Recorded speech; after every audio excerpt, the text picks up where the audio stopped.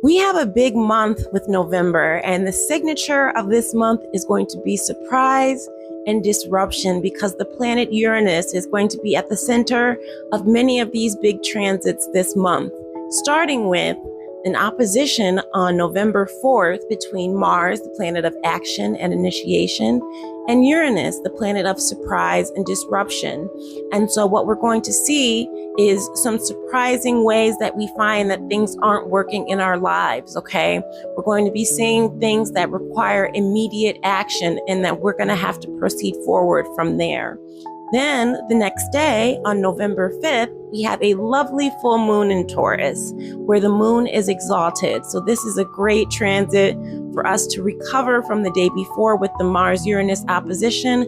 It's a great night to charge your crystals, to do any new moon rituals, and set your intentions, okay? November 9th, Mercury stations retrograde, okay?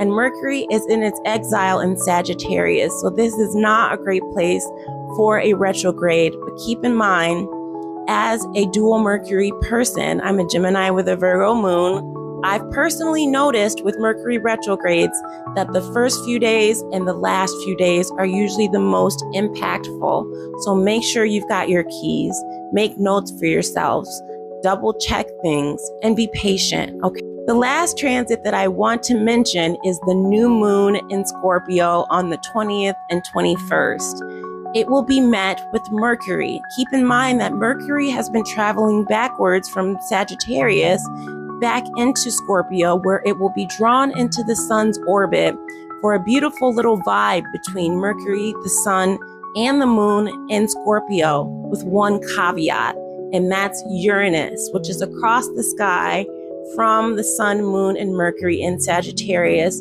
because Uranus is in Taurus, okay? So this is that disruptive energy, that surprise that we have that's going to be reckoning with the beginning of our lunar cycle.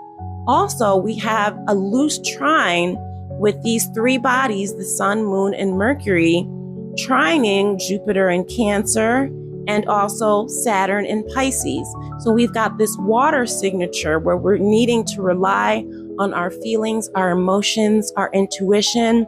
I think with all of the disruption that's going to be happening, all of the mayhem that Mercury can instigate, it will be important to rely on our intuition, our feelings, and tap into healing, because that's sometimes what all of this is for, right?